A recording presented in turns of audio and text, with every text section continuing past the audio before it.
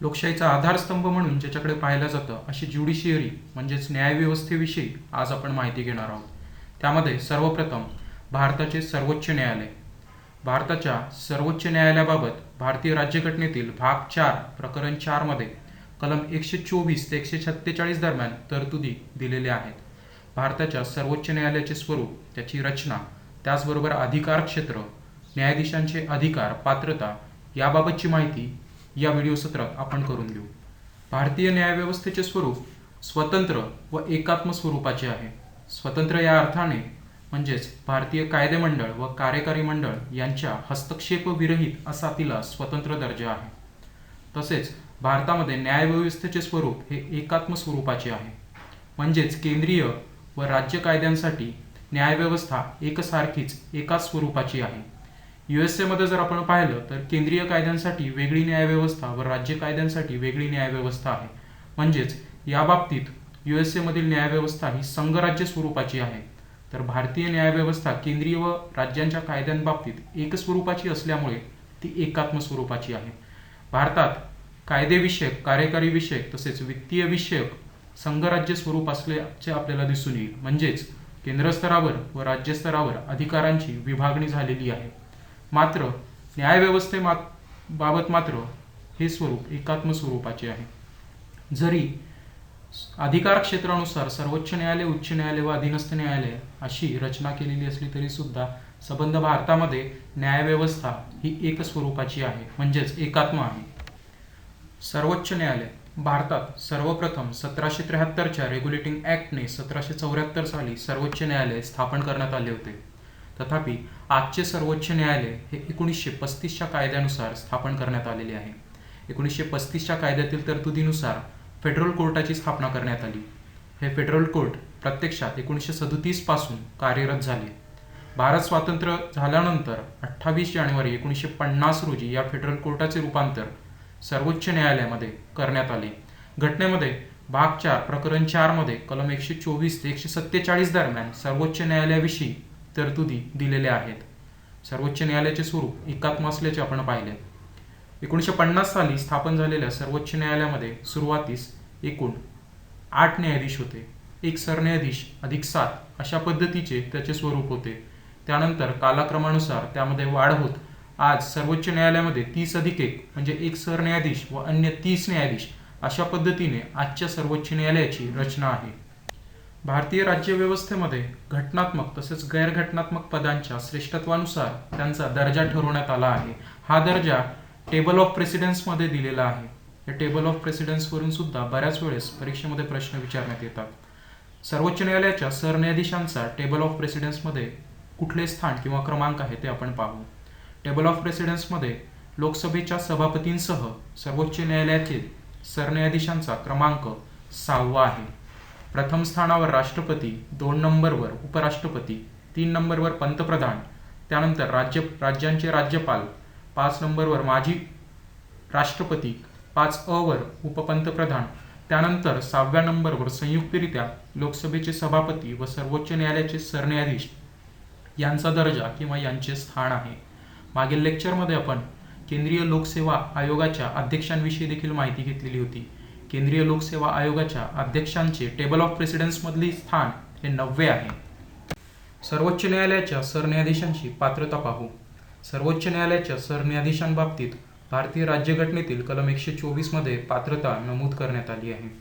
त्यानुसार प्रथम पात्रता म्हणजे ते भारताचे नागरिक असले पाहिजेत. दुसरी पात्रता म्हणजे खाली दिलेल्या कोणतीही किमान एक अर्हता किंवा पात्रता धारण करणे त्यांनी गरजेची आहे. नंबर 1, भारतातील कोणत्याही उच्च न्यायालयात किंवा दोनपेक्षा अधिक उच्च न्यायालयात त्यांनी सलग 5 वर्ष न्यायाधीश म्हणून सेवा केलेली असावी, किंवा कोणत्याही उच्च न्यायालयात किंवा दोनपेक्षा अधिक उच्च न्यायालयात सलग 10 वर्ष त्यांनी वकील म्हणून सेवा केलेली असावी, किंवा राष्ट्रपतींच्या मते ते निष्णात कायदेपंडित असावेत. या तिन्हीपैकी कोणतीही एक अर्हता धारण करत असतील आणि ते जर भारताचे नागरिक असतील तर सर्वोच्च न्यायालयाचे सरन्यायाधीश बनण्यासाठी ते पात्र ठरतात. भारतीय सर्वोच्च न्यायालयाच्या न्यायाधीशांच्या नियुक्तीची पद्धती पाहू. बऱ्याचदा भारतीय राज्यव्यवस्थेतील तरतुदीच्या अनुषंगाने अन्य देशांच्या राजकीय व्यवस्थेमध्ये काय तरतुदी आहेत यावर देखील बऱ्याच वेळेस प्रश्न विचारण्यात येतात. त्यामुळे या राजकीय व्यवस्थांचा अभ्यास करत असताना अन्य देशांशी तुलनात्मकरित्या अभ्यास करणं देखील गरजेचे आहे. त्याच अनुषंगाने सर्वप्रथम दुसऱ्या देशातील सरन्यायाधीशांच्या नियुक्तीबाबत काय तरतुदी आहेत हे आपण प्रथम पाहू. सर्वप्रथम अमेरिकेमध्ये सर्वोच्च न्यायालयाच्या सरन्यायाधीशांच्या नियुक्तीबाबतची तरतूद म्हणजे अमेरिकेतील सर्वोच्च न्यायालयातील सरन्यायाधीश हे राष्ट्रपतीद्वारे नियुक्त केले जातात. तेथील राज्यघटनेतील कलम 2 मध्ये याबाबतीत तरतूद देण्यात आली आहे आणि राष्ट्रपती ही नियुक्ती तेथील सिनेट या सभागृहाच्या सल्ल्याने करतात. राष्ट्रपतींची मर्जी असेपर्यंत ते आपले पद धारण करतात. म्हणजेच त्यांच्या पदावधीबाबतीत निश्चित असा कार्यकाल तेथील घटनेमध्ये नमूद करण्यात आलेला नाही. UK मधील सर्वोच्च न्यायालयातील सरन्यायाधीशाची नियुक्तीबाबतीत अतिशय सोपी पद्धत आहे. सर्वोच्च न्यायालयातील सरन्यायाधीश तेथील राजपदाद्वारे नियुक्त केले जातात. त्यासाठी स्वतंत्र असं एक ज्युडिशियल अपॉइंटमेंट कमिशन JAC म्हणजेच न्यायिक नियुक्ती आयोग आहे. त्या न्यायिक नियुक्ती आयोगाच्या सल्ल्याने युनायटेड किंगडममधील सर्वोच्च न्यायालयातील सर्व सरन्यायाधीश निवडले जातात. आता भारतीय सर्वोच्च न्यायालयातील सरन्यायाधीशांविषयी. भारतीय सर्वोच्च न्यायालयातील सरन्यायाधीशांची नियुक्ती ही राष्ट्रपतींमार्फत केली जाते. ती नियुक्ती कशी केली जाते याविषयी आपण पाहू. तत्पूर्वी राष्ट्रपतींमार्फत सर्वोच्च न्यायालयातील सरन्यायाधीशांना शपथ दिली जाते व त्यांना पदावरून दूर करण्याबाबतीत 3 बाबी आपल्याला सांगता येतील. सर्वोच्च न्यायालयातील सरन्यायाधीश स्वतः राजीनामा राष्ट्रपतींकडे सुपूर्द करून पदावरून दूर होऊ शकतात किंवा पदावधी 65 वर्ष झाल्यानंतर सुद्धा त्यांना पदावरून दूर केल्या जाते किंवा पदावधी दरम्यान महाभियोगाच्या खटल्याद्वारे किंवा महाभियोगाद्वारे घटनेतील कलम 124(4) नुसार राष्ट्रपती त्यांच्या आदेशाने सर्वोच्च न्यायालयाच्या सरन्यायाधीशांना पदावरून दूर करू शकतात. आता राष्ट्रपतींमार्फत सर्वोच्च न्यायालयाच्या सरन्यायाधीशांच्या नियुक्तीबाबत पाहू. राष्ट्रपतींमार्फत सर्वोच्च न्यायालयाच्या सरन्यायाधीशांची नियुक्तीबाबत घटनेतील कलम 124 मध्ये खालीलप्रमाणे नमूद करण्यात आलेले आहे. राष्ट्रपतींनी अशी नियुक्ती करत असताना सर्वोच्च न्यायालयातील काही न्यायाधीश तसेच उच्च न्यायालयातील त्यांना आवश्यक वाटतील असे काही न्यायाधीश यांचा विचार घेणे आवश्यक आहे असे नमूद करण्यात आले आहे. आता या विचार शब्दांवरून देखील बराचसा वादविवाद झालेला आहे. काही न्यायालयीन खटले देखील झालेले आहेत. म्हणजेच राष्ट्रपतींनी सर्वोच्च न्यायालयाच्या सरन्यायाधीशाची नियुक्ती करत असताना सर्वोच्च न्यायालयातील काही न्यायाधीश व उच्च न्यायालयातील काही न्यायाधीश यांचा केवळ विचार म्हणजे विचारांचे आदान प्रदान करणं गरजेचं आहे का त्यांच्या सगळ्यांमध्ये एकमत होणं गरजेचं आहे यावरून बराचसा वादविवाद झाला आणि काही खटले देखील झाले. त्याची माहिती आपण घेऊ. भारतातील सर्वोच्च न्यायालयातील सरन्यायाधीशांच्या नियुक्तीबाबतीत काही घटनाक्रम. 1950 ते 1973 दरम्यान सर्वोच्च न्यायालयातील सर्वात ज्येष्ठ न्यायाधीशाची सरन्यायाधीश म्हणून नियुक्ती केल्या जायची किंवा निवड केलेली आहे. त्यानंतर सर्वप्रथम 1973 मध्ये ही प्रथा खंडित करण्यात येऊन श्री A.N. रे यांची अन्य 3 ज्येष्ठ न्यायाधीशांची ज्येष्ठता डावलून सरन्यायाधीशपदी नियुक्ती करण्यात आली. 1977 मध्ये देखील श्री M.U. बेग यांची तत्कालिक ज्येष्ठ न्यायाधीशाची नियुक्ती डावलून त्यांची सरन्यायाधीश म्हणून नियुक्ती करण्यात आली. या दोन्ही नियुक्त्यांना पुढे 1993 मध्ये supreme court advocates on records association versus union of India या खटल्यामध्ये सर्वोच्च न्यायालयाने दिलेल्या निर्णयान्वये अवैध ठरवण्यात आले. सर्वोच्च न्यायालयाने याबाबतीत असे सांगितले की भारतातील सर्वोच्च न्यायालयातील सर्वात ज्येष्ठ न्यायाधीशाचीच सरन्यायाधीश म्हणून नियुक्ती करण्यात यावी. याबाबतीचे डिस्क्रिशनरी पॉवर किंवा स्वविवेकाधिकार सर्वोच्च न्यायालयाने खंडित केला. भारतातील सर्वोच्च न्यायालयाच्या सरन्यायाधीशांच्या नियुक्तीबाबतीत 3 खटले प्रसिद्ध आहेत. आपण त्यांच्याविषयी माहिती घेऊ. सर्वप्रथम 1982 मध्ये SP Gupta versus union of India या खटल्यामध्ये सर्वोच्च न्यायालयाने निर्णय दिला की राष्ट्रपतींनी सर्वोच्च न्यायालय तसेच उच्च न्यायालयातील न्यायाधीशांचा विचार घेणे म्हणजे एकमत नव्हे तर केवळ मतांचे आदान प्रदान होणे गरजेचे आहे. म्हणजे विचार घेणे म्हणजे एकमत नव्हे असा सर्वोच्च न्यायालयाने 1982 मध्ये निर्णय दिला. पुढे जाऊन 1993 मध्ये supreme court advocates on record association versus union of India या खटल्यामध्ये सर्वोच्च न्यायालयाने 1982 मध्ये दिलेला आपला निर्णय फिरवला. म्हणजेच सर्वोच्च न्यायालयाने सांगितलं की हे विचार घेणे म्हणजे एकमत होणं गरजेचं आहे. तसेच सर्वोच्च न्यायालयातील 2 ज्येष्ठतम न्यायाधीशांचा सल्ला हा राष्ट्रपतींवर बंधनकारक असेल. यापूर्वीचा केवळ विचारांचे आदान प्रदान हे 1982 साली सर्वोच्च न्यायालयाने सांगितलेला निर्णय सर्वोच्च न्यायालयाने 93 साली फिरवला आणि हे केवळ आदान प्रदान नसून एकमत होणं गरजेचं आहे आणि 2 ज्येष्ठतम न्यायाधीशांचा सल्ला राष्ट्रपतींनी घेणे आवश्यक आहे हे 1993च्या निर्णयान्वये सर्वोच्च न्यायालयाने स्पष्ट केले. त्यानंतर 1998 मध्ये राष्ट्रपतींनी हा विषय सर्वोच्च न्यायालयाकडे संदर्भित केला. भारतीय राज्यघटनेमधील कलम 143 नुसार राष्ट्रपती एखादा विषय सर्वोच्च न्यायालयाकडे संदर्भित करू शकतात.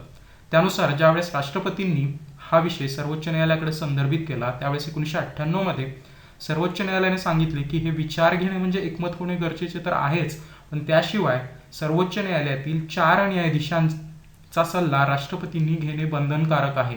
या 4 न्यायाधीशांनाच कोलेजियम असे म्हणतात. आता हे कोलेजियम काय आहे ते आपण समजून घेऊ. 1998 साली संदर्भित केलेल्या खटल्यावर सर्वोच्च न्यायालयाने दिलेल्या निर्णयानुसार कोलेजियम म्हणजे भारताचे सर्वोच्च न्यायालयाचे सरन्यायाधीश व त्यांच्यासहित सर्वोच्च न्यायालयातील अन्य 4 ज्येष्ठतम न्यायाधीश यांचा गट, तो गट म्हणजेच कोलेजियम. त्यानंतर भारत सरकारने 99वी घटना दुरुस्ती करून NJSC म्हणजेच नॅशनल ज्युडिशियरी अपॉइंटमेंट कमिशन नियुक्तीबाबत तरतूद केली. आता ते NJSC काय आहे हे आपण पाहू. यापूर्वी आपण UKच्या सर्वोच्च न्यायालयाच्या सरन्यायाधीशाच्या नियुक्तीबाबत पाहत असताना आपण पाहिलं की तेथील राजपद ज्युडिशियरी अपॉइंटमेंट कमिशन यांच्या सल्ल्याने सर्वोच्च न्यायालयाच्या सरन्यायाधीशाची नियुक्ती करते. त्याचनुसार भारतामध्ये सुद्धा NJAC किंवा नॅशनल ज्युडिशियरी अपॉइंटमेंट कमिशन तयार करण्याविषयी भारत सरकारने 99वी कॉन्स्टिट्यूशनल अमेंडमेंट किंवा घटना दुरुस्ती केली. त्याविषयी आता आपण माहिती घेऊ.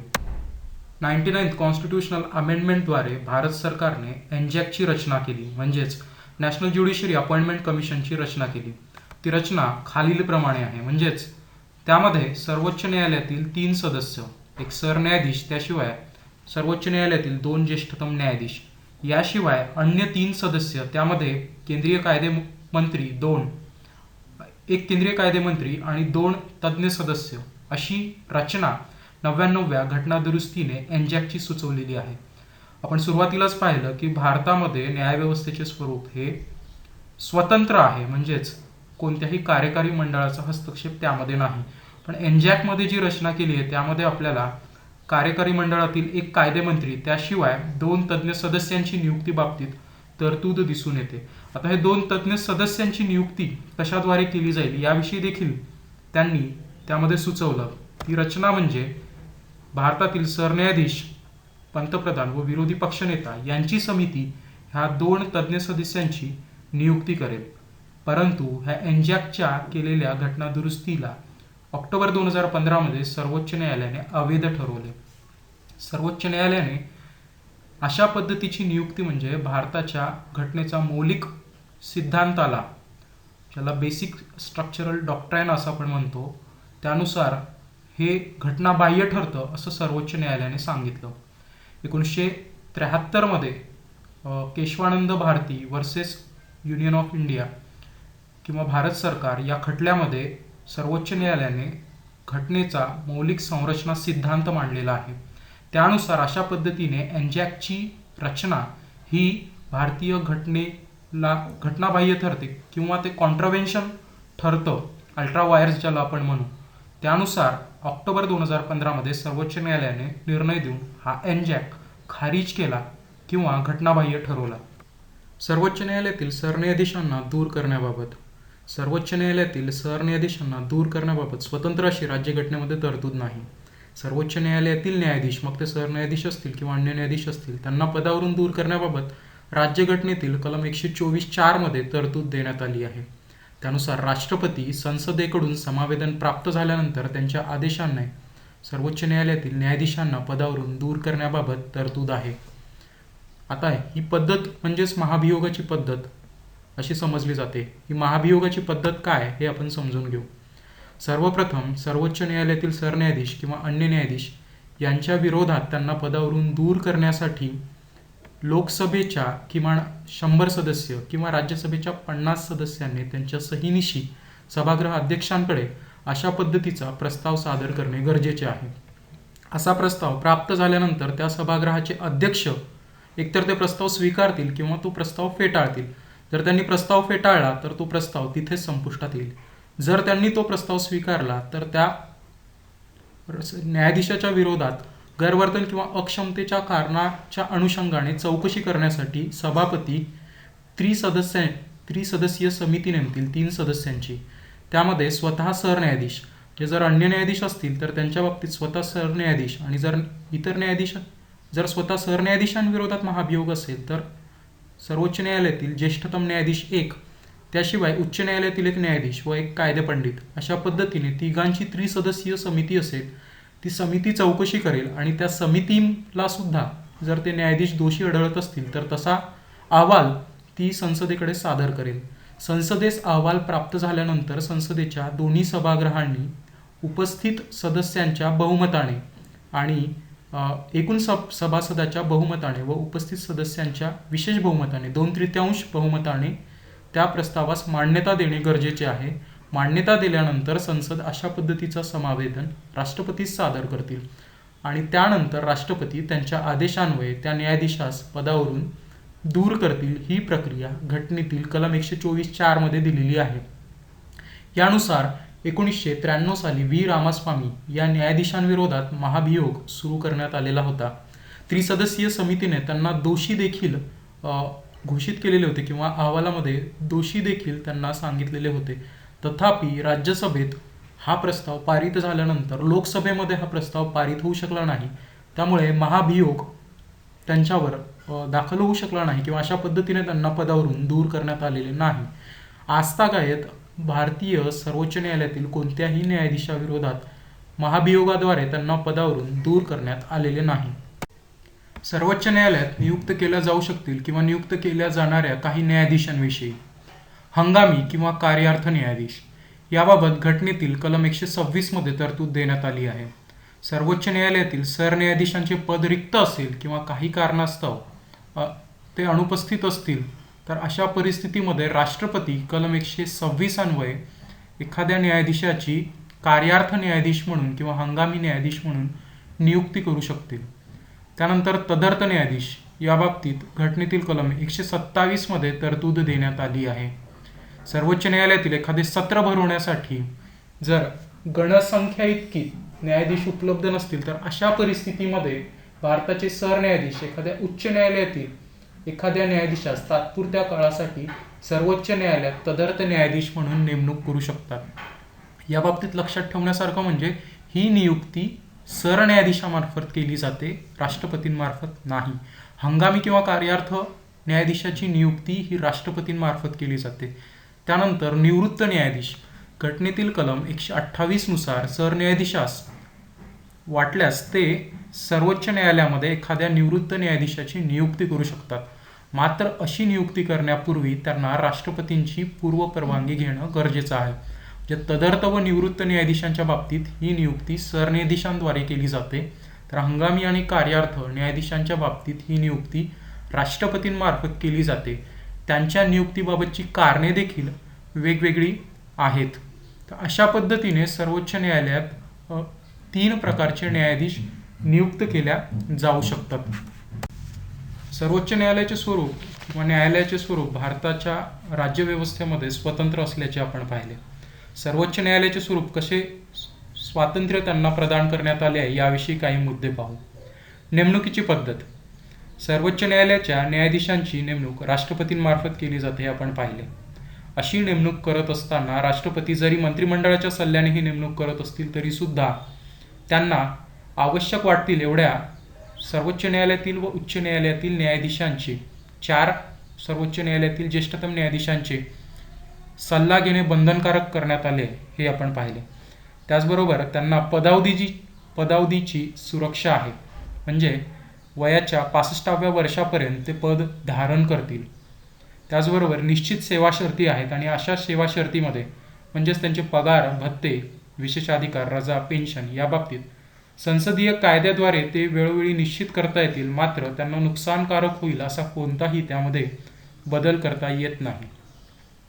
संसदेतील त्यांच्या कार्यावरच्या चर्चेवर देखील निर्बंध घालण्यात आले आहेत.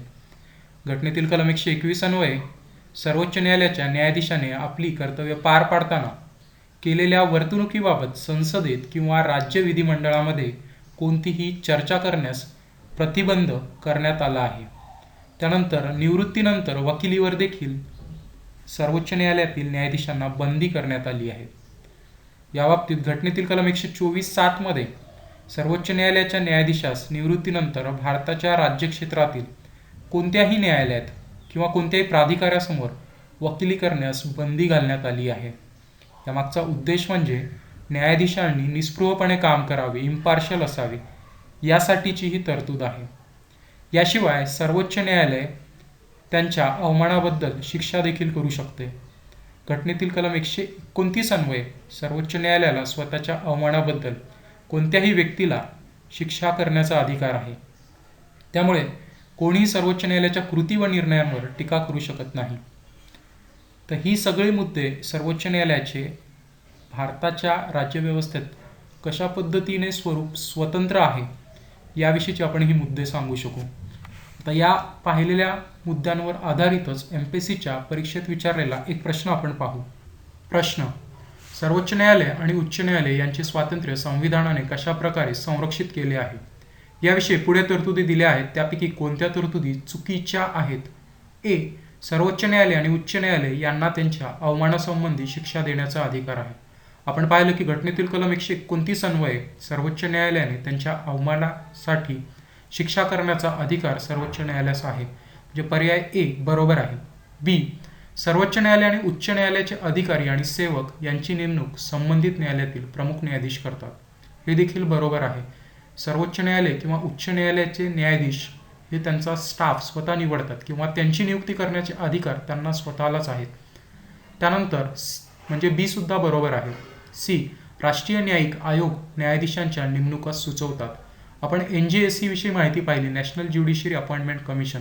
हे गठीत करण्यात आलेलं होतं किंवा याबाबतीत घटनादुरुस्ती पण करण्यात आली होती, पण सर्वोच्च न्यायालयाने ऑक्टोबर 2015च्या निर्णयान्वये हा NJSC घटनाबाह्य ठरवला. त्यामुळे हे पर्याय चुकीचा आहे. डी. न्यायाधीशांच्या बदलीसाठी स्वयंस्पष्ट मार्गदर्शक तत्त्वे नमूद आहेत. अशा पद्धतीच्या त्यांच्या बदलीबाबत कोणतीही स्वयंस्पष्ट मार्गदर्शक तत्त्वे घटनेमध्ये नमूद नाही आहेत. त्यामुळे सी आणि डी हे दोन पर्याय चुकीचे आहेत असं आपल्याला सांगता येईल. तर आज आपण भारतीय सर्वोच्च न्यायालयाचे स्वरूप, त्याची रचना, त्याचबरोबर त्याबाबत त्यांच्या सर्वोच्च न्यायालयातील सरन्यायाधीशांच्या नियुक्तीबाबत निर्माण झालेले विविध खटले, सर्वोच्च न्यायालयात न्यायाधीशांच्या नेमणुकीबाबत असलेली पात्रता, महाभियोग, त्याचबरोबर नियुक्त केल्या जाणाऱ्या वेगवेगळ्या न्यायाधीशांबाबतीत माहिती पाहिली. पुढील सत्रामध्ये आपण सर्वोच्च न्यायालयाच्या सरन्यायाधीशांचे अधिकार यांविषयी माहिती घेऊ. धन्यवाद.